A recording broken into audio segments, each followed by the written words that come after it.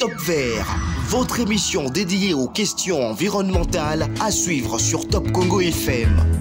Chaque mercredi à 20h après les infos, rejoignez-nous pour faire le tour de la question sur l'insalubrité. L'eau, la forêt, le changement climatique, l'agriculture, la pêche, l'élevage et tant d'autres sujets. Pour tout contact, plus des 43 81 920 03 687.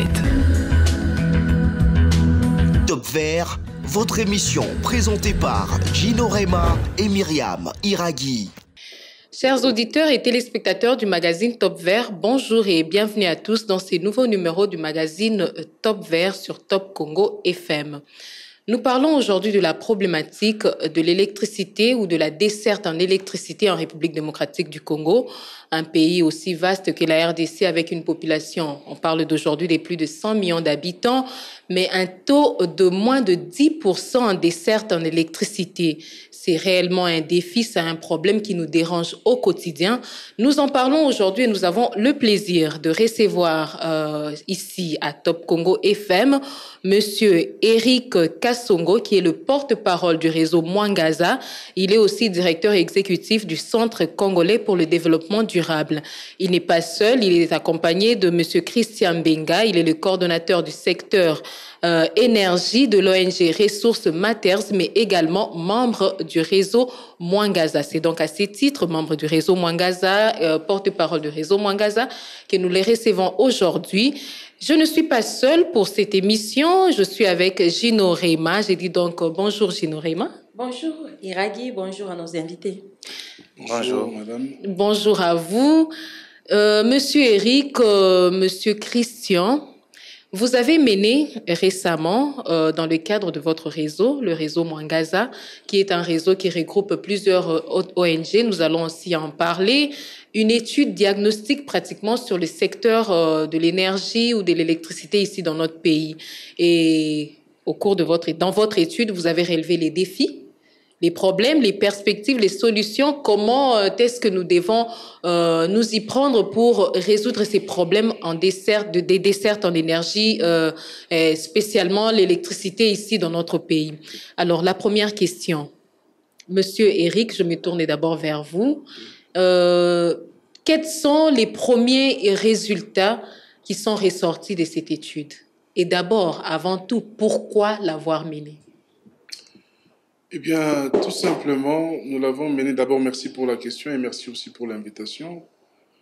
Nous avons mené cette étude pour la simple raison que nous voulions trouver des réponses à la situation catastrophique dans laquelle nous nous trouvons sur la question de l'accès à l'électricité. On a tendance à souvent l'éluder, mais nous qui vivons dans les centres un peu rapprochés au centre, on n'a pas idée du calvaire que vivent les gens qui sont dans l'arrière-pays ou surtout dans les communes qui sont un peu reculées. Le problème d'accès à l'électricité est un problème grave. Et donc, puisque nous sommes une branche d'organisation qui travaillons dans le secteur de l'énergie, nous avons voulu trouver des réponses à ces problèmes, le pourquoi de ces problèmes. C'est comme ça que nous nous sommes dit pourquoi ne pas interroger ceux qui sont les demandeurs. On a l'habitude de les appeler chez nous des circuits terminaux. Pourquoi ne pas interroger ces circuits terminaux qui sont les ménages, donc la population. qui sont les PME, les petites et moyennes entreprises, sur la fréquence de l'énergie ou de l'électricité qui leur est fournie pendant la journée, pendant le mois, et pour essayer de savoir qu'est-ce qui est à la base de ce retard-là, effectivement. Nous avons voulu aussi connaître les niveaux, la capacité de distribution, la quantité de l'énergie électrique qui est mise en circulation, par exemple dans une ville comme Kinshasa, et aussi dans d'autres villes, comme on vous a dit que l'étude s'est faite dans quelques chefs-lieux des provinces. Question de savoir. Vous pouvez le rappeler, hein. Oui, nous avons été à Kinshasa, la capitale, on a été à Mbujimayi, on a été à Kolwezi, on a été dans le Haut-Katanga, on a été dans l'Ituri, on a été, Christian au Nord Kivu, au Sud Kivu aussi. Donc voilà, c'est dans ces provinces-là que ces études-là ont été menées, avec la supervision des techniciens qui nous ont accompagnés dans ce travail, dont certains qui sont venus de l'ISTA, pour voir de quelle manière est-ce que l'étude pouvait vraiment refléter une certaine réalité par rapport aux résultats que nous avons trouvés. Et justement, en parlant de ces résultats, peut-être pour vous faire compléter, est-ce qu'on est toujours sur les mêmes perspectives là, je fais allusion au taux des certes ici dans notre pays, on parle de moins de 10%. Est-ce que c'est toujours le cas? Est-ce qu'il y a des avancées ou bien on a stagné ou bien c'est un recul, un retour en arrière? D'accord, merci beaucoup pour la question. Je pense qu'au stade actuel, déjà, je dois dire que par rapport aux statistiques du taux d'accès à l'électricité, pour la RDC, je dirais que ce chiffre varie selon les institutions. Ça, c'est la première information que je dois dire. Par exemple, si vous prenez une institution comme l'ARE, l'année passée, ils avaient publié les rapports, ils avaient dit, la RDC, nous étions à 6% du taux d'accès à l'électricité. L'ARE, l'autorité de régulation. Voilà. Donc, dans les rapports, c'était à 6%. Et donc, par contre, si vous allez, si vous regardez les rapports de la Banque mondiale de 2022, nous étions à 22%. Et donc, nous, Ressources Mathias, je dirais, une institution, une ONG qui fait des recherches dans le secteur de l'énergie, nous avons mis en place une plateforme Congo Epela. Dans cette plateforme, avec les données satellitales de détection nocturne des endroits où c'est électrifié en RDC, nous arrivons à 22%. Donc, maintenant, si je dois donner personnellement un chiffre par rapport au taux d'accès à l'électricité au stade actuel, je vous dirais que nous devons peut-être faire attention pour dire que ce qui est vrai, c'est qu'il y a une amélioration. Amélioration dans quel sens? Il y a certains barrages qui ont été abandonnés dans le passé, mais ces barrages, au jour d'aujourd'hui, ces barrages sont en train d'être réhabilités. Et donc, dans les passés, ces barrages, autrefois, servaient à desservir l'énergie aux ménages. Et au jour d'aujourd'hui, ces centrales qui sont en train d'être réhabilitées, ils sont en train d'être réhabilités non pas par l'État congolais, mais par les entreprises minières, ici des PPP. Et donc, l'énergie qui autrefois allait vers les ménages va vers les miniers. Ce qui fait que, par rapport au taux d'accès aux ménages, c'est taux. Donc, l'impact au niveau des ménages, c'est pas ressenti parce qu'évidemment, l'énergie est orientée vers les miniers plutôt que le ménage. Donc, ce qui veut dire que quand on parle de ces taux, moi, personnellement, je dirais, on n'est pas encore vraiment arrivé à une amélioration ressentie au niveau des ménages. Parce que c'est vrai, il y a des initiatives de réhabilitation des centrales qui étaient autrefois abandonnées. Parce que toujours les réseaux Mwangas avaient publié un rapport où nous étions arrivés à 63 barrages abandonnés en RDC, où on insistait pour qu'on puisse réhabiliter ces centrales. Et donc au jour d'aujourd'hui, il y a beaucoup d'efforts qui sont menés pour réhabiliter ces centrales. Mais ces efforts, comme je vous l'ai dit, c'est beaucoup plus les miniers qui sont derrière parce qu'il y a aussi un déficit énorme chez les miniers qui cherchent à tout prix à avoir vraiment de l'énergie pour produire aussi plus de minerais. Donc, ce qui fait ils investissent l'argent pour que ces centrales soient réhabilitées, mais l'énergie va vers eux. Donc, pour me résumer, je dirais, certes, il y a une amélioration, mais pas pour les ménages, mais beaucoup plus l'énergie qui est maintenant produite, ça va vers les miniers. Donc l'impact n'est pas ressenti. Et ça aussi, c'est seulement dans les zones minières, parce que ce n'est pas dans toutes les provinces que vous avez amené des études que la situation est remarquée. Voilà, c'est vraiment ça. C'est vraiment beaucoup plus dans les zones minières que dans d'autres endroits. Donc dans d'autres entités, parmi les résultats de ces études diagnostiques, l'un des grands résultats, je dois dire, parmi les éléments qui nous ont plus marqué, c'est que jusqu'à aujourd'hui, malgré les potentiels, malgré tout ce qu'on peut dire sur les potentiels énergétiques de la RDC, il y a un déficit criant en termes d'accès à l'électricité. Donc, nous continuons à être dans les en général. Voilà, ça c'est vraiment l'information que je dois faire. Mais bon, Iraghi, si je peux poser la question, qu'est-ce qui vous a poussé, qu'est-ce qui vous a motivé, vous, d'abord à mettre en place ces consortiums et aussi à mener cette étude diagnostique? Merci beaucoup pour la question. Alors, Ressources Mathias, comme une ONG internationale, a commencé en RDC en 2017.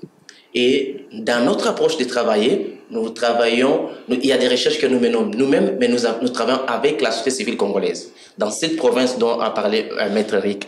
Et donc, nous avions commencé à faire des recherches d'abord sur les centrales qui sont dans des provinces qui ont des problèmes et qui sont abandonnées. Et donc, après, c'était en 2021, nous nous étions retrouvés à Goma, avec toutes les organisations dont autrefois on appuyait, on s'est dit, ça sera intéressant que nous puissions, pour amplifier nos forces, comme vous avez compris, c'est que les organisations étaient dans les provinces. Et donc, parfois, ils mènent des plaidoyers et l'action reste au niveau des provinces, alors que, puisqu'il y a un problème de la décentralisation, il y a des actions qui doivent normalement, ou des décisions qui doivent être prises au niveau national. Alors, il fallait amplifier les voix de ces organisations pour que les travaux qu'ils font dans la province puissent être réellement écoutés au niveau national, pour qu'il y ait vraiment des réponses directes par rapport à ce que ces organisations font comme travail dans les provinces. Donc, c'est ce qui nous avait poussé de constituer un réseau. On s'était dit, c'était mieux d'avoir un réseau, comme ça, on serait mis entendu. Et donc, c'était en 2021, à Goma, que l'idée nous était venue de pouvoir, en tout cas, mettre ces réseaux, ou constituer ces réseaux Mwangaza, en fait, d'amplifier nos voix au niveau national. Alors, par rapport à la question de pourquoi ces études diagnostiques, comme vous l'avez compris, la société civile représente la population. Et donc, au jour d'aujourd'hui, comme vous le savez bien, la population ne cesse de crier que nous n'avons pas l'électricité. Nous sommes dans les noirs. Et les réseaux Mwangaza plaident pour 3 choses. 1, c'est d'abord accès pour tous à l'électricité. 2, nous travaillons aussi pour que partout où il y a des projets de construction des centrales, qu'on puisse protéger les communautés qui sont tout autour. Et troisièmement, c'est les quotas, c'est-à-dire partout où on construit des centrales, qu'on puisse réserver un quota pour la population. Parce que nous, ce qui nous intéresse, c'est la population.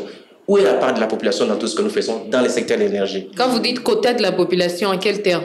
En fait, je donne un exemple clair. C'est-à-dire que si, par exemple, aujourd'hui, un privé il veut produire 100 MW pour vendre, par exemple, pour les miniers, alors il ne peut pas vendre 100 MW aux miniers. Donc, nous insistons pour qu'au moins, il donne 10 MW à la population. C'est ça ce que je dis quota, c'est-à-dire nous insistons à ce qu'un quota soit réservé normalement à la population. Sur chaque projet, sur chaque centrale qu'on va construire en RDC, que ça ne soit pas juste les miniers, parce que vous savez... Les centrales seront construites pour les populations, effectivement. C'est pour nous desservir. En fait, c'est pour nous donner, nous, la lumière. Non, ce n'est pas le cas. Parce que non, ce n'est pas pour les populations, mais c'est pour les entreprises d'abord. En fait, le secteur est libéralisé. Depuis 2014, nous avons la loi sur la libération du secteur. Évidemment, au jour d'aujourd'hui, ce n'est plus seulement la SNEL, ce n'est plus seulement l'État congolais qui doit investir pour électrifier la population. C'est que même toi et moi, nous sommes appelés à investir. Oui, nous pouvons investir pour électrifier. Alors, quand un investisseur arrive, lui, ce qui l'intéresse, c'est les bénéfices. Il investit pour faire des bénéfices. Alors, il s'est dit, où est-ce que je vais... Donc, il a orienté ses activités vers les miniers parce qu'il sait que là-bas... Il cherche là où il y a la demande, là où les gens vont le payer correctement. Donc, et c'est les miniers qui payent plus. Et donc, du coup, quand quelqu'un vient, il regarde déjà, il dit, où sont les clients? Les clients, c'est qui? Les miniers. Il ne regarde même pas la population. Et c'est comme ça que nous insistons sur que chaque fois quand il y a projet de construction, on réserve un quota pour la population. Gratuitement? Non, pas gratuitement, parce que l'énergie coûte quand même. Non. Ça, on doit faire un peu la part des choses.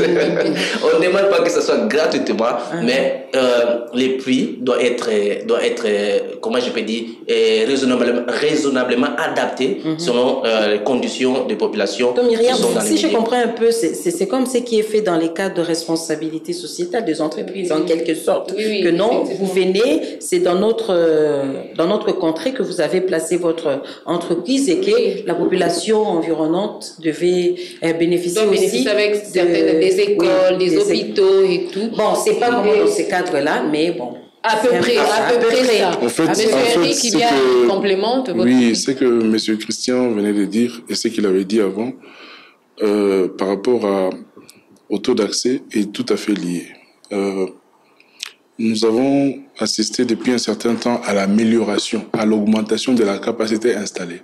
Sur toute l'étendue de la RDC, nous avons une capacité installée de l'énergie très faible, qui oscille entre 3000 et 3500 MW seulement. Mais cette augmentation-là, c'est constaté plus dans les zones minières.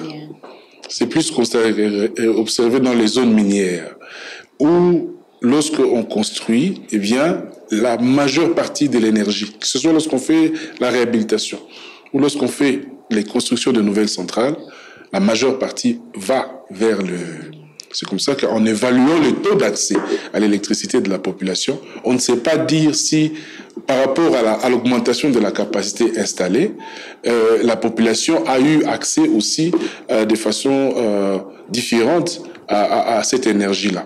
C'est comme ça que nous avons, nous, au sein de Mwangaza, lancé un combat dont on n'a pas parlé ici, mais on en avait parlé précédemment, avant la publication de cette étude diagnostique.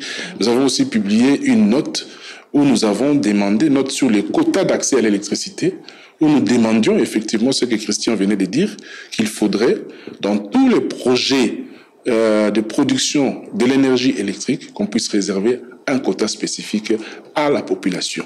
Vous voyez, ce n'est pas toujours le cas. Nous avons une centrale qui venait d'être construite récemment en Kolwezi, Boussanga, par Siko Hydro, une centrale de 240 MW, pour lequel l'affectation d'une portion de cette énergie-là pour desservir le réseau national, donc le réseau national c'est vous et moi, c'est pas les miniers, n'a pas été chose facile. Ça a dû faire l'objet de beaucoup de négociations, d'ailleurs pour retenir. Maintenant, je ne sais pas à quel pourcentage on s'est arrêté. Parce on disait que non, voilà, 40 mégawatts va aller dans le réseau national. Et quand on dit ça va dans le réseau national, c'est pas gratuitement, madame, c'est pour que la SNEL puisse renforcer justement sa capacité de l'offre au niveau de la province de Lualaba. Parce que c'est ça la situation. Nous avons la SNEL qui est le plus grand opérateur et qui a le plus grand nombre de centrales, mais qui ne fournit pas beaucoup d'efforts pour la réhabilitation de ces centrales. Et lorsqu'il fournit, par exemple, des efforts dans le cadre de partenariats qu'il signe avec les miniers pour la réhabilitation de certaines centrales qui sont tombées en désuétude, eh bien, la majeure partie de cette énergie qui est orientée toujours vers les miniers. Toujours orientée vers les miniers. La population est toujours. Et même la production classique, la production classique des centrales qui sont connues comme Inga, dans Inga, ce que produit Inga. Ceux qui prennent la majeure partie de cette énergie-là, c'est toujours les miniers. D'où notre plaidoyer pour que dans le design de tous les projets de production de l'énergie hydroélectrique, on puisse nécessairement réserver un quota. Et c'est ce quota-là qui va améliorer la température au niveau de l'accès à l'électricité de la population. Parce que figurez-vous que notre économie est une économie extravertie. Les miniers qui exploitent n'exploitent pas pour le développement local. Ils exploitent à des fins d'exportation. Donc, toute l'énergie qu'ils consomment n'a aucun impact sur le pays de façon directe. Pourquoi? Parce que lorsqu'ils extraient, c'est pour l'exportation. Et vous savez vous-même ce qui se passe dans les zones minières chez nous, et que on extrait des minéraux là-bas, mais vous n'avez pas forcément une transformation en termes de développement des infrastructures au niveau local. Donc il y a ce problème-là que nous essayons de dénoncer à travers ces plaidoyers. Mais justement, à travers le plaidoyer, mais retournons un peu en arrière pour commencer par les causes. Nous sommes aujourd'hui dans cette situation, apparemment nous stagnons. C'est depuis des années, la population augmente, mais la desserte est pratiquement la même, ou dans certaines zones où d'ailleurs elle était assez bonne, la qualité ne cesse de se détériorer et tout. C'est quoi aujourd'hui les causes qui sont relevées pour mieux faire le diagnostic et puis aborder avec des questions et des réponses ou des solutions spécifiques? Les causes sont d'ordre divers et les réponses, nous avons donné ça de façon synthétique dans la note diagnostique qui a été publiée. Vous avez premièrement un problème d'infrastructure parce que dans les infrastructures, il faut déjà voir ce que vous avez. Nous voulons avoir plus d'énergie parce que nous avons plusieurs sources d'énergie, mais nous pouvons déjà commencer par ce que nous avons et voir comment c'est géré. Nous avons plusieurs centrales hydroélectriques, certaines héritées depuis la colonisation et d'autres construites après. Mais toutes ces centrales-là ne fonctionnent pas à 100% de leur capacité. Donc il y a déjà ce problème de la gestion de ce qui existe. Voilà pourquoi nous avons relevé un des défis, les défis des infrastructures, la façon dont c'est géré. Quand vous voyez les deux centrales, Inga 1 et Inga 2, ont une capacité de 1750 MW. Mais je peux vous dire que tous les jours ici, les deux centrales d'Inga dépassent difficilement en termes de production la capacité des 1000 MW. Pourquoi? Parce que vous avez des groupes qui ne fonctionnent pas, vous avez tout un tas de problèmes techniques, vous avez aussi un problème de gestion de l'infrastructure qui ne fait pas que l'infrastructure puisse fonctionner à ses pleines capacités, parce que 1700 MW, c'est beaucoup. Hein, pour vous donner un exemple, que vous avez une entreprise à Goma qui s'appelle Nourou qui a produit du solaire, qui a produit 1,3 MW, mais allez voir l'impact que les 1,3 MW a sur le genre, pendant que nous avons 1750 MW ici qui ne fonctionnent pas à 100% de ses capacités. Donc, une parenthèse, pardon, combien de mégawatts faut-il pour alimenter toute la République? Ben écoutez, c'est à vérifier, mais d'après les études menées par des institutions de renom, pour répondre, parce que le besoin en énergie dépend des époques, c'est pour répondre aux besoins actuels de la RDC en matière de couverture domestique, couverture des besoins des PME, couverture des industries, on a besoin de plus ou moins 30 000 mégawatts. Ce dont on a besoin, selon les provisions des études des institutions de renom. Et ce que nous avons actuellement, en termes de capacité installée, c'est moins de 4000 MW. Je vous ai dit que nous oscillons entre 3000 et 3500 MW de capacité installée sur toute l'étendue de la République. C'est pour ça que vous entendez des histoires du genre la RDC va acheter de l'énergie en Angola, en Zambie.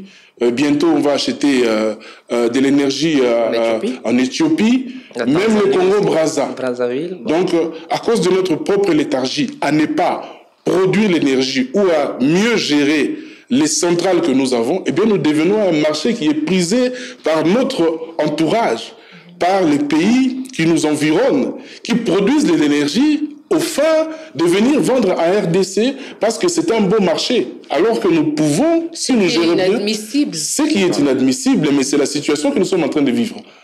Alors, imaginez que nous puissions faire fonctionner correctement nos institutions, parce que c'est un deuxième défi. Les problèmes des institutions. Nous avons plusieurs institutions qui sont appelées à adresser la question de l'énergie, mais qui n'ont pas toujours des initiatives coordonnées, qui font qu'aujourd'hui, on peine à mettre en place une politique énergétique qui puisse exploiter de façon intelligente et planifier le développement des différentes sources d'énergie que nous avons. Dernièrement, notre ami Christian a organisé un space sur X où il y a eu des discussions intéressantes, où nous avons suivi, par exemple, le fait que on parle souvent du potentiel hydroélectrique de la RDC, qui va au-delà de 100 000 mégawatts. Mais on occulte et on ne parle pas souvent assez du potentiel solaire de la RDC, qui peut aller au-delà de 200 000 mégawatts. 200 000. 200 000 mégawatts. Mais que fait-on du solaire ? Que font les institutions pour promouvoir des sources telles que le solaire ou d'autres sources qui existent ? On voit quelques initiatives, mais sont peut-être un peu timides. Ouais. Voilà, c'est ça, des initiatives timides, des privés qui sont courageux, chapeau à eux, chapeau à Kipai, chapeau à Nourou, chapeau à d'autres qui se lancent. Kipai Investment vient d'inaugurer une centrale dans le Lualaba. Et ça fonctionne aussi bien. Ça fonctionne, il faut aller voir, madame. C'est des initiatives comme ça, c'est quelque chose, mais par rapport à notre potentiel, au degré d'ensoleillement de notre pays, c'est encore une goutte d'eau dans l'eau. Je vous dis que le potentiel solaire de la RDC dépasse les 200 000 mégawatts. Wow. Oui, je ne sais pas si vous me permettez, j'ai mis la question par rapport aux problèmes que nous avons. Qu'est-ce qui fait que les choses ne changent pas, ou ne marchent pas, ou n'avancent pas au pays? Donc, je vais renchérir un peu ce qu'a dit Maître Eric en ajoutant encore 2 ou 3 autres aspects. Un autre aspect que nous devons vraiment tenir compte, c'est qu'il y a une inadéquation entre la croissance urbaine et l'offre énergétique. Vous allez vous constater que la ville de Kinshasa, au jour d'aujourd'hui, la population, où il y a un boom immobilier. Et des maisons, là où autrefois c'était une maison, aujourd'hui on a des maisons en étage. 3, 4. Ben voilà. Des immeubles qui continuent à monter. Qui sortent de terre. Mais sur le plan énergétique, comme Maître a dit, les infrastructures sont abandonnées. Il y a des groupes qui sont vraiment en arrêt. Et donc l'offre ne suit pas les booms immobiliers. Et ça, c'est un grand problème. C'est un grand problème parce que vous n'avez que le 2,5 gigawatts. Et de l'autre côté, les maisons ne cessent de sortir de terre. Et donc, du coup, ça pose un problème même pour arriver à stabiliser l'énergie dont nous avons même dans la ville de Kinshasa. Donc, c'est comme ça que nous avons les problèmes, on a des coupures. Quoi qu'on dise, quoi qu'on fasse, tant que cette question n'est pas soulevée pour rechercher l'équilibre, on continuera à avoir des délestages, des coupures intermittentes. Ça, c'est un problème. Un deuxième élément que je dois ajouter, c'est aussi l'investissement. Combien l'État congolais met dans le secteur de l'énergie? Combien? Ça, c'est un grand problème. Parce qu'on ne peut pas seulement se contenter des autres. C'est vrai, la stratégie, c'était bon de dire on libéralise le secteur. Mais la Constitution rattrape encore l'État congolais en disant que c'est du devoir de l'État congolais d'électrifier ses populations. Et donc, l'État congolais ne doit pas dire parce que moi j'ai libéralisé le secteur, ce n'est plus mon affaire. Donc, le devoir d'électrifier la population revient à l'État congolais. Et donc, l'État congolais doit investir, doit mettre les moyens. Les budgets alloués pour l'électrification de notre pays est trop faible. Ça, on doit se le dire. Pour moi, ça, c'est un deuxième problème. Le troisième problème, et ça, c'est un problème majeur pour moi, Maître Lick l'a dit aussi, c'est le manque de la planification. Ça, c'est ce qui fait qu'on arrivera même en 2030. On arrivera même en 2040. Comment je m'explique. Oui. C'est que les secteurs de l'électricité, nous naviguons à vue. Il n'y a pas une vision. Il n'y a pas une idée sur la croissance, la demande pour 10 ans, 20 ans. Comment la demande va augmenter. Et nous n'avons pas, on ne fait pas des scénarios. Il n'y a pas de projection. Il n'y a pas de projection. Et c'est ça qui fait que nous avons aujourd'hui des problèmes. C'est qu'on ne sait ni maîtriser la demande, ni maîtriser l'offre. Et on est là dans les désordres. Donc, au-delà de ce que Maître Ika dit, moi, je pense que les autres aspects que je dois ajouter, c'est le manque de la planification. Ça, c'est un grand problème. Et si aujourd'hui, le pays reste là où on est, c'est parce que nous naviguons à vie. Il n'y a pas une vision. Il n'y a pas vraiment une idée claire, c'est là où nous allons. Quelles sont les ressources énergétiques dont nous voulons utiliser pour le pays? On n'a pas une vision. Et si on vous demandait aujourd'hui d'apporter votre contribution pour que les choses soient un peu claires, que l'on sache, que chacun sache au moins là où je dois poser le prochain pied, qu'est-ce que vous allez dire? Ou quelle est la contribution que vous Ok, ça c'est une très bonne question. Alors, comme on a toujours dit, tout, c'est d'abord la tête. Moi, je verrai d'abord le ministère de tutelle. Je ne vais même pas citer le président de la République, ni parler du président. Je vois d'abord au niveau du ministère des tutelles. Parce que c'est là où les choses devaient bien être coordonnées. Planifiées. Aujourd'hui, c'est vrai, on a un nouveau ministre et nous espérons que les choses vont vraiment se mettre en ordre. Parce que notre devoir, parce que nous sommes la société civile. La société civile, nous n'avons pas ce devoir de travailler pour l'État congolais. Nous avons nos limites. Nos limites, c'est de plaider, de dire qu'ici, il y a un problème. Est-ce qu'ici, on peut faire ça? Et derrière, les réseaux Mwangaza, voilà. Ce qui est différent, parce que nous, les réseaux Mwangaza, c'est que nous ne faisons pas que parler. Nous avons voulu changer un peu la donne parce que dans le passé, on a eu l'habitude de trouver la société civile qui était là pour juste boycotter les choses, manifester sans pour autant apporter des contributions. Mais nous apportons la contribution. Déjà, par rapport à la contribution que nous avons fait, si je dois citer une des contributions, nous avons mis en place une plateforme Congo Epela. Cette plateforme, au jour d'aujourd'hui, a les informations sur déjà les potentiels hydro, solaires, éoliens, géothermales de l'RDC. Parce que autrefois, ces informations, c'était géré dans des bureaux des gens, où il y avait un problème de gestion des données en RDC. Mais nous avons travaillé pour mettre en place une plateforme où aujourd'hui, quelqu'un peut être aux États-Unis, un investisseur peut être aux États-Unis, il peut cliquer et regarder, par exemple, si je veux investir au Kasaï, quelles sont les ressources où je dois peut-être utiliser pour produire de l'électricité? Est-ce que c'est l'eau? Est-ce que c'est le solaire? Est-ce que c'est le lien? Dans cette plateforme, vous avez ces informations. Et nous sommes allés plus loin. Nous avons mis les informations sur la demande. Quelle est la demande qu'il y a dans cette contrée-là? Parce que l'investisseur, c'est mis à jour, parce que vous pouvez faire l'étude aujourd'hui, demain, après-demain. Toutes ces informations sont mises à jour et c'est une plateforme qui est open source, donc c'est libre d'accès. Tout le monde peut se connecter. Vous tapez sur Internet Congo Epela, vous cliquez dessus, vous avez une plateforme qui sort avec les informations sur les infrastructures qui existent, la demande énergétique et les solutions même. Et vous travaillez avec le ministère? Bon, évidemment, qu'est-ce que je peux dire? Et bon, comme nous sommes dans une émission, je dois dire un peu aussi la vérité, c'est que dans l'approche du travail, nous avons travaillé avec les institutions, nous avons envoyé des lettres auprès des institutions qui sont impliquées dans le secteur de l'énergie.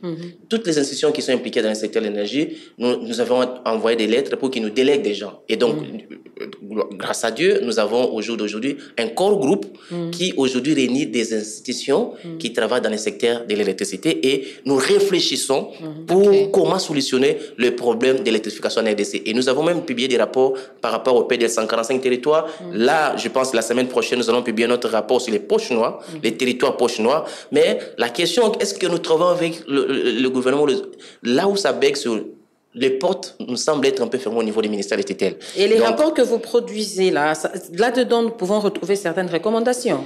Évidemment. Il y a plein de recommandations pour l'amélioration de la situation. Justement. Alors, je reviens encore sur les études que vous menez, les diagnostics. Depuis que vous avez commencé, est-ce que vous avez déjà eu à obtenir des quotas, par exemple, pour les populations et aussi, aujourd'hui, actuellement, vous pouvez nous citer quelques coins où les populations jouissent de l'électricité. Écoutez, notre démarche... Obtenue grâce à votre notre démarche, comme Christian venait de le dire, c'est une démarche qui vient en appui au travail que fait déjà qui font déjà les autorités. C'est-à-dire montrer les problèmes sous une autre lumière. Peut-être qu'on peut vous dire, bon voilà, Kimbanse n'a pas d'électricité, mais il n'y a que très peu de gens qui sont raccordés à l'électricité, mais vous ne connaissez pas la raison. Eh ben, nous sommes allés pour voir pourquoi Kimbanse n'a pas accès à l'électricité, quelles sont les vraies raisons et quelles sont les solutions qu'il faut mettre en œuvre pour améliorer. Évidemment, on a fait ça à l'échelle provinciale dans les quelques provinces pilotes que nous avons fait. Donc notre rôle à nous, ce n'est pas de donner de l'électricité aux gens.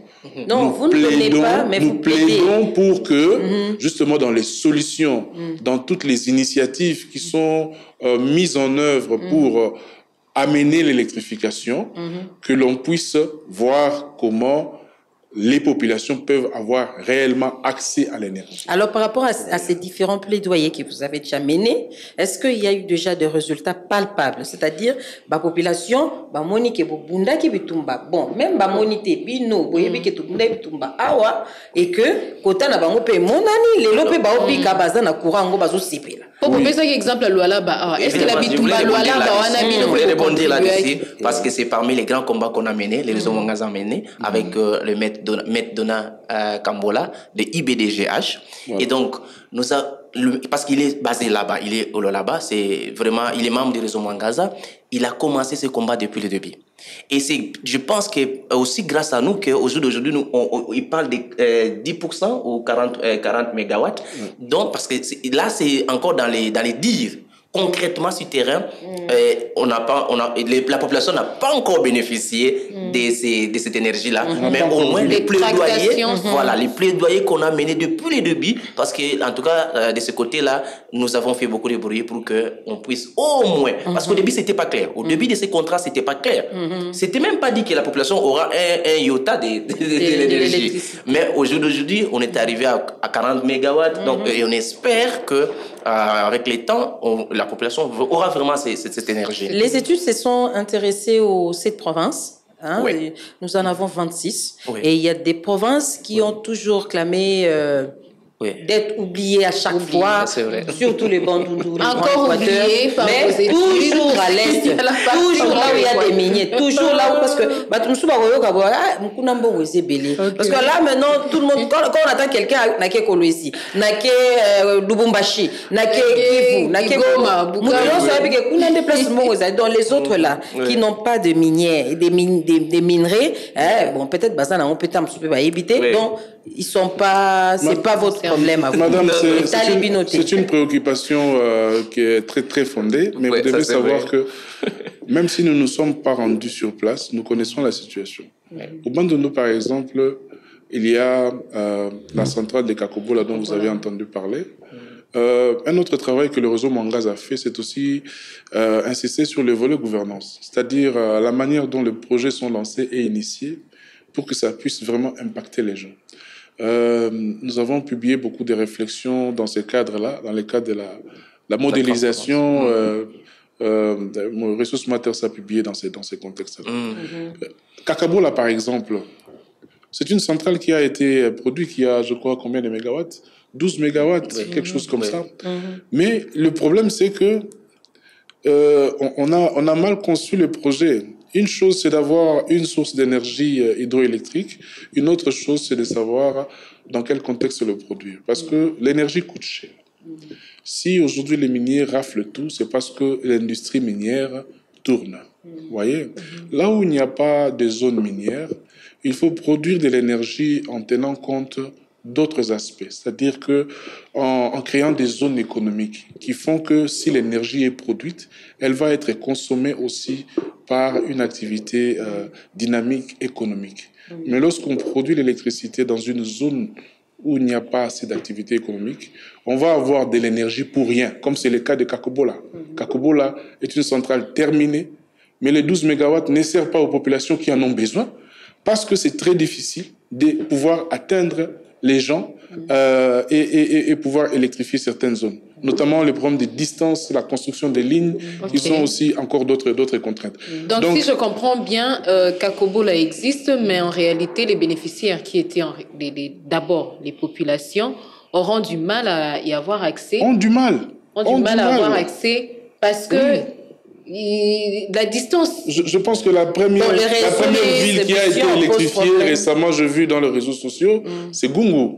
Gungu a vu la lumière, mais Gungu, il faut voir déjà combien il consomme sur les 12 mégawatts. Sur les 12 mégawatts, c'est-à-dire qu'il y a de l'énergie qui sont produites et qui se volatilise. Il y a beaucoup de volatilité dans le projet de production énergétique parce que mal designé, parce que mal conçu, de sorte que ça n'apporte pas l'impact économique qu'il faut et pour que ça puisse booster le développement au niveau local. D'où il faut repenser aussi la manière dont il faut encourager la production de certaines centrales hydroélectriques. Mais s'il n'y a pas des zones économiques autour des populations, il faut laisser les populations dans le noir ou qu'est-ce qu'il faut faire? Non, il faut les créer. Il faut créer ces zones économiques. Mais entre-temps, parce que le développement ne se conçoit pas de façon isolée. Si par exemple, j'arrive quelque part, je trouve que voilà, il y a un village de pêcheurs qui n'a pas de l'énergie. Je ne produis pas automatiquement une grande quantité d'énergie pour les mettre à leur disposition. Je crée, pendant que j'ai l'intention de produire cette énergie, j'ai créé des conditions pour qu'il y ait suffisamment d'activités économiques dans la zone qui puissent faire que l'énergie que je vais produire puisse servir de levier aux activités économiques qui puissent faire décoller la zone. C'est ça qui doit être fait. Mais malheureusement, ce n'est pas toujours ça qui est pensé. Oui, mais je pense que c'est l'approche qui prend plus un peu l'ANSER. Donc l'ANSER aujourd'hui cherche, parce que lui s'occupe un peu de l'électrification en milieu rural et périurbain, et ils essayent maintenant de développer cet axe-là où... La proximité. Non seulement la proximité, mais chercher à ce qu'il y ait des zones économiques qui feront en sorte qu'une fois qu'il y a la production d'électricité, que la population ait cet avantage de pouvoir soit développer des activités génératrices de revenus pour avoir l'argent pour payer l'électricité. Parce que nous devons faire l'équilibre. C'est vrai, nous plaidons pour un accès à l'électricité, mais l'électricité ne sera pas gratuite. Et donc, la population doit être en mesure de payer l'électricité. Et parfois, nous pensons que la population congolaise est pauvre et qu'ils ne sont pas en mesure de payer l'électricité. Mais c'est faux. Parce que l'exemple de Goma, avec Nourou, avec Virunga, avec Sokode, ça montre que la population, grâce à l'énergie, la population peut développer les activités génératrices de revenus et ils peuvent avoir les moyens pour payer l'électricité. Et le volet que Maître Rick a dit, c'est très important. On ne doit pas donner l'électricité pour seulement la lumière, non seulement pour cuisiner, mais nous devons donner l'électricité pour le développement immédiat. Et quand on parle de développement, on doit penser aux zones économiques, on doit penser aux activités que la population peut aujourd'hui travailler pour avoir des moyens pour payer l'électricité. Et je pense que c'est un des volets, c'est vraiment dans les attributions de l'ANSER et de vraiment développer ça. Partout où l'ANSER est censé travailler, et donc ils sont censés aussi penser aux aux activités économiques. Quelles sont les activités économiques qu'ils doivent mettre dans la zone pour qu'une fois il y a l'électricité, la population ait le moyen de payer l'électricité. Oui, parce qu'avec ces activités économiques aussi, les populations, en fait, la population va aussi trouver de l'emploi auprès des entreprises qui seront développées. Une autre question, la dernière pour moi, finalement, c'est juste en général en tout cas, qu'est-ce que vous pensez de la libéralisation du secteur de l'énergie? Depuis 2014 à aujourd'hui, vous pensez que c'est une réussite? Parce que là, vous déplorez beaucoup plus la non-planification de ce qu'on doit faire. Et là, dans 10 ans, dans 5 ans, nous ne savons même pas ce qu'il faut faire encore dans ce secteur. Qu'est-ce que vous dites de cette... Quels sont les résultats aujourd'hui? Vous inspirent quoi? Est-ce que c'était une bonne chose? Est-ce que c'était bénéfique? Est-ce que les perspectives... Écoutez, la libéralisation était une très bonne chose. Seulement, c'est comme quelqu'un disait lors d'une session que nous avions organisée, eh bien, c'était le début d'une réforme. C'était courageux d'enclencher cette réforme-là. Mais c'est une réforme qui s'est arrêtée en beau chemin et qui a pris du temps pour justement s'exécuter. Pour vous donner un exemple, on libéralise en 2014, on crée des institutions de mise en œuvre et c'est 8 ans plus tard, que l'on voit être opérationnalisées les institutions de mise en œuvre créées par la loi. 8 ans. 8 années. On aura perdu 8 ans. Dans quoi? Qu'est-ce qu'on faisait pendant ces 6 ans après la promulgation de la loi, 5 ou 6 ans après, qu'on a commencé à réfléchir sur les textes de mise en œuvre de cette loi-là. Donc, il y a ce problème-là dans le cadre légal qui n'est pas encore achevé et qui fait que les résultats ne sont pas vraiment très encourageants. Je vous ai donné l'exemple du Congo-Brazzaville qui va bientôt nous vendre de l'énergie, de l'Angola qui nous vend déjà de l'énergie et de la Zambie qui manipule l'argent des non-miniers parce que ils ont construit des centrales justement dans cette période où nous avions déjà notre loi. C'est des centrales qui ont été construites en moins de 5 ans, en moins de 6 ans. Et nous avons fait 10 ans avec notre loi sur l'électricité. Et je pense que c'est la plus grande centrale qui a été construite en 10 ans de la libéralisation du secteur. C'est la centrale de Boussanga. 240 MW. C'est le plus grand barrage après Inga. Mais c'est très minime comparé à 6000 MW que les Éthiopiens ont construit Alors, au regard de ça, moi, je peux dire que les résultats sont vraiment très mitigés et même très faibles parce que nous n'avons pas su profiter de cette manne pour lancer la balle aux investisseurs, parce qu'il faut se le dire, en libéralisant les services publics de l'électricité, qui est la fourniture de l'électricité ou la production de l'électricité, c'est une balle que le gouvernement a lancée aux opérateurs privés, aux investisseurs. Mais ces investisseurs-là ne savaient pas saisir la balle. N'ont pas pu saisir le message parce qu'il n'y a pas eu assez d'incitation positive pour les encourager à venir. Qui a fait qu'il y a eu un très faible investissement dans le secteur et dans les 10 ans. C'est le peu que je peux dire. Mais une question. Vous parlez justement des investisseurs. Notre pays aussi est connu comme un pays qui asphyxie un peu trop ceux qui viennent investir fort de taxes multiples, tout ça, des tracasseries. Maintenant que c'est opérationnel, est-ce que la question... Vous avez levé les rideaux que je ne voulais pas lever. Cette question-là est engagée. C'est le rideau que je ne voulais pas lever. C'est le niveau des tracasseries. C'est des taxes. D'abord des tracasseries pour pouvoir avoir sécurisé une concession. C'est le rideau de l'insuffisance de la vulgarisation de la loi auprès des entités décentralisées qui sont autorisés par la loi et la Constitution à pouvoir initier des projets hydroélectriques. Figurez-vous qu'il y a eu des gouverneurs en ces 10 ans passés ici qui ne savaient pas leur rôle dans l'amélioration de l'électrification. Qu'ils pouvaient être à l'origine de l'initiative de plusieurs projets de production hydroélectrique. Ça, c'est une chose. Une deuxième chose, c'est le problème que vous avez soulevé. Lorsque l'investisseur vient après avoir difficilement peiné pour obtenir les concessions, eh bien, dans la mise en œuvre, on le croule avec des taxes, alors qu'il n'a pas encore arrivé à produire un kilowattheure. Voilà. Donc, Christian peut me compléter sur ces problèmes. Je pense c'est parmi l'un des grands problèmes. Le problème de la surtaxation en RDC, c'est un des grands défis. Et vraiment, là, je dois vous dire la vérité, ce que nous étions avec Virunga, on a parlé avec Virunga et nous avons parlé avec l'ACERD, l'Association congolaise des entreprises, l'Association congolaise sur les énergies renouvelables. Nous avons parlé avec les dirigeants de ces sociétés.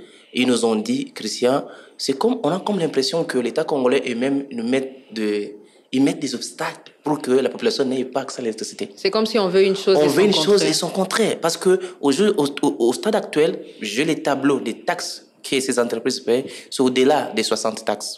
Au-delà. J'ai les tableaux, j'ai la liste des taxes que ces entreprises... C'est beaucoup. Et ils sont vraiment, vraiment asphyxiés. Au point où, aujourd'hui, nous sommes en train vraiment de plaider. Je peux donner un exemple du travail que nous sommes en train de faire dans les cas de core group, où il y a même la CERD qui est là avec nous.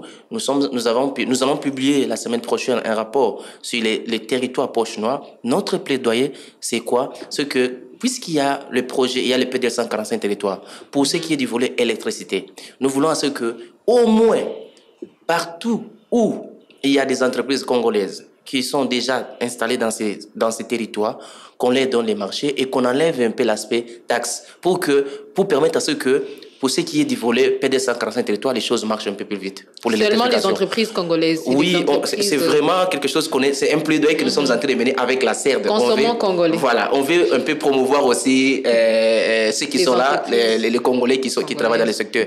Donc nous avons publié un rapport où nous avons fait la modélisation les solutions pour électrifier chaque territoire, poche noire, et nous signalons dans ces documents-là quelles sont les entreprises qui se trouvent dans ces territoires.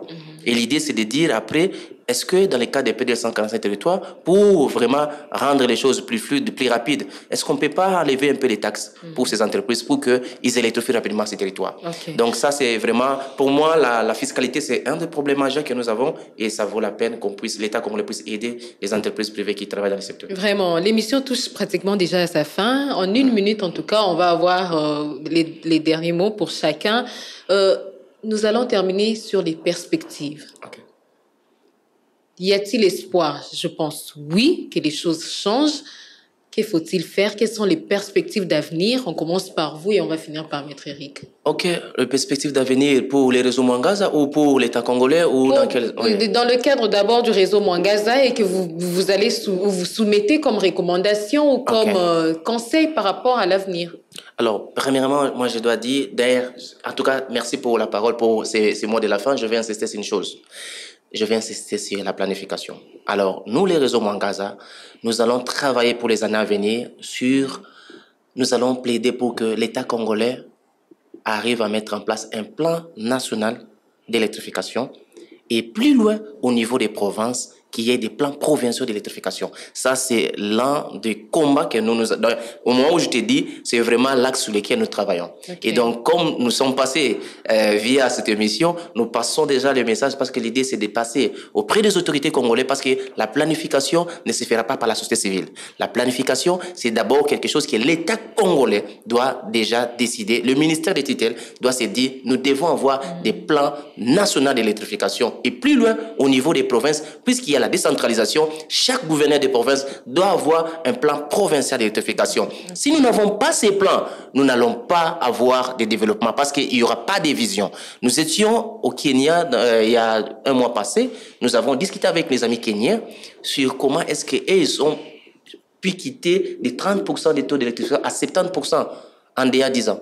Ils nous ont dit, c'est grâce au plan. Et d'ailleurs, ils ne font 30% à 70%. Et ils ne font pas seulement ils ne font pas seulement des plans d'électrification pour les secteurs d'électricité, non. Et ils font des plans intégrés de développement. Donc, au-delà du fait de faire un plan d'électrification, ils font des plans intégrés de développement. C'est-à-dire qu'on sait que l'électricité est à la base du développement.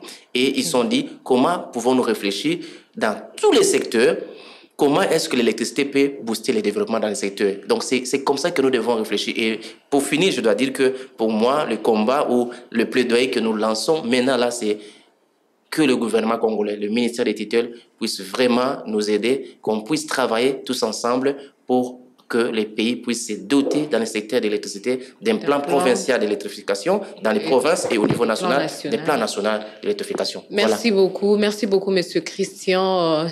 Monsieur Eric, Maître Eric. Je dirais simplement 3 choses. En termes de perspectives, c'est des sujets sur lesquels nous travaillons aussi. C'est de voir vraiment une vraie coordination institutionnelle. Je vous ai parlé de la pléthore d'institutions qui adressent la question de l'électricité. Il n'y a pas toujours une coordination dans les initiatives, une cohérence dans les démarches qui sont adoptées. Donc, si le gouvernement peut travailler sur cette question-là, avec le pilotage, bien entendu, du ministère des tutelles, ça serait déjà une bonne chose. Une deuxième chose, c'est l'absence de financement dans les secteurs. Quand vous regardez la loi de finances, vous regardez la ligne budgétaire qui est réservée au secteur de l'énergie, c'est très minime. Et ça a toujours été comme ça. On ne peut pas espérer que par magie ou grâce aux investisseurs, on puisse améliorer les secteurs s'il n'y a pas justement beaucoup d'argent qui est déversé dans ces secteurs-là pour justement inciter les investisseurs à venir s'intéresser à cette chose-là. Donc voilà, si nous ne savons pas assurer que voilà, ces secteurs et toutes les ressources que nous avons on planifie le développement de ces ressources-là de manière à répondre aux besoins progressifs de la RDC, tel que c'est envisagé dans 10 ans, dans 20 ans, dans 30 ans, eh bien nous allons nous retrouver comme un grand marché de consommation. Déjà, nous consommons beaucoup de produits, mais si nous devons aussi consommer de l'énergie qui vient d'ailleurs de nos voisins, à cause de notre propre léthargie, eh bien, c'est très grave. C'est très, très grave. Alors, c'est sur cette note donc que nous clôturons cette émission. Merci beaucoup à nos invités. Je rappelle que nous avons reçu Maître Christian Benga, qui est le coordonnateur, plutôt Monsieur Christian Benga, qui est le coordonnateur du secteur énergie de l'ONG Ressources Matters et membre du réseau Mwangaza. Et aussi Maître Eric Kassongo, porte-parole du réseau Mwangaza et directeur exécutif du Centre congolais pour le développement durable. Ensemble, nous avons abordé la question de la problématique de l'électricité ou l'électrification de la RDC et défis et perspectives, c'est ce dont nous avons parlé. Je pense que chacun de nous a retenu quelque chose. Merci beaucoup et nous nous retrouvons le mercredi prochain. Mais avant cela, je n'oublie pas, je dis merci à Patrick Mongongo qui était derrière la caméra. Merci à Grace Lema qui nous a aidés au niveau du FM. Merci également à Miguel Mena qui coordonne l'émission. Merci à Gino Rema avec qui nous avons co-présenté. Nous nous retrouvons mercredi prochain. Au revoir. Top Vert, votre émission dédiée aux questions environnementales à suivre sur Top Congo FM. Chaque mercredi à 20h après les infos, rejoignez-nous pour faire le tour de la question sur l'insalubrité. L'eau, la forêt, le changement climatique, l'agriculture, la pêche, l'élevage et tant d'autres sujets. Pour tout contact, plus des 43 81 920 03 687. Top Vert, votre émission présentée par Gino Rema et Myriam Iraghi.